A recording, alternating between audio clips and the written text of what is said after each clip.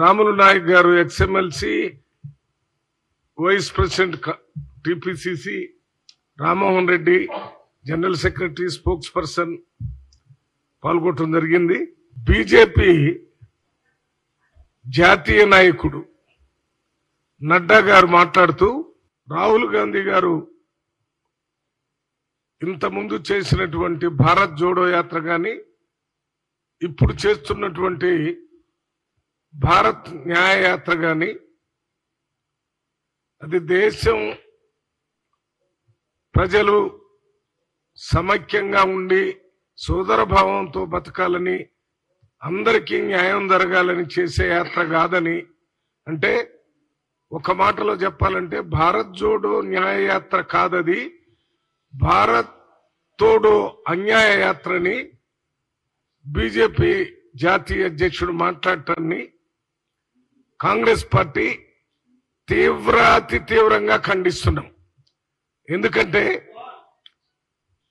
4500 కిలోమీటర్లు రాహుల్ గాంధీ గారు కన్యాకుమారి నుంచి కాశ్మీర్ దాకా నడిచి భారతదేశంలో ఒక సమగ్ర భావాన్ని, సమన్యాయాన్ని, సామాజిక న్యాయం అందరికీ కలిగే విధంగా పార్టీలకు అతీతంగా 4500 కిలోమీటర్లు నడిచారు. ఎక్కడ కూడా కాంగ్రెస్ పార్టీ గురించి కానీ, లేక ఇతర పార్టీలు బీజేపీ, సిపిఐ, సిపి మీద కానీ ఆరోపణలు చేస్తూ నడిచినటువంటి యాత్ర కాదు. ప్రజలకు ఉన్నటువంటి సమస్యల్ని తెలుసుకొని ఆ సమస్యల పరిష్కారం సామరస్యంగా జరిగే విధానాన్ని ప్రజలకు చెప్తూ ప్రేమతో ఉండాలి, ఈర్ష్యాభావం లేకుండా బ్రతకాలనేటటువంటి ఒక సిద్ధాంతాన్ని, ఏ రకంగా అయితే జాతిపిత మహాత్మా గాంధీ గారు భారతదేశ స్వతంత్ర సమయంలో ప్రజలందరినీ ఏకం చేసి బ్రిటిష్ వాళ్ళను భారతదేశం నుంచి పంపించి భారతదేశానికి స్వతంత్రం రావటానికి ప్రయత్నం చేశారో, ఇప్పుడు మరొక స్వతంత్ర యాత్రలాగా ఉంది. ఇవాళ భారతదేశంలో ఎవరు స్వేచ్ఛగా మాట్లాడేటటువంటి అవకాశం లేదు, స్వేచ్ఛగా బ్రతికే అవకాశం లేదు. ఎవరైనా మాట్లాడితే బీజేపీ మోడీ ప్రభుత్వం ఈడీతోని, ఇన్కమ్ ట్యాక్స్ తోని, లేక ఈడీ, ఇన్కమ్ ట్యాక్స్, సిబిఐ ఈ సంస్థలు ఇవన్నీ తప్పు చేసిన వాళ్ళని శిక్షించడానికి ఉన్నటువంటి సంస్థలు ఇవి.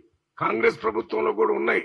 కానీ బీజేపీ ప్రభుత్వం వచ్చిన తర్వాత ప్రతిపక్ష పార్టీలు ప్రజల తరపున ప్రభుత్వాన్ని ప్రశ్నించినప్పుడు దాన్ని సహించకుండా ప్రశ్నించే వాళ్ళు లేకుండా చేయటానికి ఈ సంస్థల ద్వారా ఈ ప్రతిపక్ష నాయకుల్ని అణిచివేస్తున్నారని దేశం ప్రజలు కోడై కూస్తుంటాయి.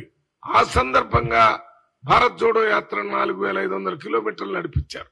ఇంకా కొన్ని ప్రాంతాలు, నార్త్ ఈస్ట్ ప్రాంతం, మణిపూర్ లో పెట్టి మహారాష్ట్రలో, మణిపూర్ టు మహారాష్ట్ర ఈ మధ్యలో మళ్ళీ భారత్ న్యాయ యాత్ర అనే కార్యక్రమాన్ని రాహుల్ గాంధీ గారు తీసుకొని ప్రజల్లో మమేకమై వాళ్ళ సమస్యలన్నీ తెలుసుకొని చేయటానికి చేస్తున్నటువంటి కార్యక్రమం. కాంగ్రెస్ పార్టీ ఎప్పుడు భారతదేశం సమైక్యత కోసం పనులే చేయలేదంటాడు. మిస్టర్ నడ్డా, గుర్తుంచుకో, ఇందిరాగాంధీ గారు ఖలిస్తానని పంజాబ్ లో సిక్కులు ప్రత్యేక దేశం కావాలా భారతదేశంలో అని అన్నప్పుడు ఇందిరాగాంధీ గారు ప్రాణం పోగొట్టుకోవడానికైనా ఉపయోగపడింది. కానీ భారత సమగ్రత దెబ్బతినకూడదని భారతదేశ సమగ్రత కోసమే ఆమె ప్రాణాన్ని అర్పించింది. రెండోది రాజీవ్ గాంధీ గారు శ్రీలంక, భారతదేశంలో ఉన్నటువంటి ఈ తమిళనాడు ఈ ప్రాంతాల మీద భారతదేశం నుంచి విడిపోయే కార్యక్రమం చేస్తున్నప్పుడు శాంతి సైన్యాన్ని పంపించి భారతదేశ సమగ్రత కోసం పనిచేసిన రాజీవ్ గాంధీని పొట్టన పెట్టుకున్న సంగతి తెలియదా మీకు? ఇద్దరు ప్రాణాలు కూడా భారత సమగ్రత కోసమే జరిగింది. ఈ రెండిటికంటే ఇంకా ముఖ్యమైనది ఏంటంటే భారతదేశ స్వతంత్రం కోసం కాంగ్రెస్ పార్టీ పెట్టి, కాంగ్రెస్ పార్టీ ద్వారా భారతదేశంలో ఉన్న ప్రజల్ని సమైక్యపరిచి భారతదేశానికి స్వతంత్రం తీసుకొని వచ్చి, స్వతంత్రం వచ్చిన తర్వాత దాదాపు 65 సంవత్సరాల వరకు కాంగ్రెస్ పార్టీ స్వతంత్ర ఫలాల్ని దేశంలో ఉన్న చివరి వాడి కూడా అందే విధంగా ప్రయత్నం చేశారు.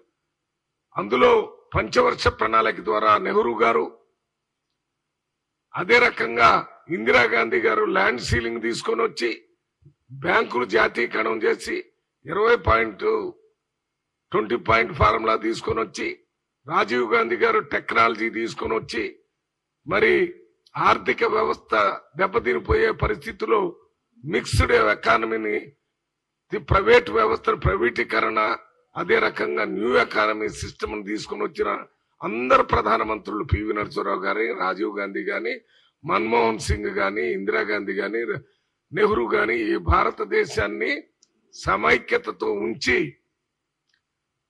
అన్ని రంగాల్లో అభివృద్ధి తీసుకొని వచ్చిన తర్వాత ప్రజాస్వామ్యం ఉండటం వల్ల మొన్న జరిగిన 2 ఎన్నికల్లో బీజేపీ ప్రభుత్వం గెలిచి ప్రభుత్వం పరిపాలనలోకి వచ్చారు ప్రధానమంత్రిగా మోడీ గారు. అటువంటి కాంగ్రెస్ పార్టీకి సమగ్రత కోసం పనిచేసలేదంటాడు.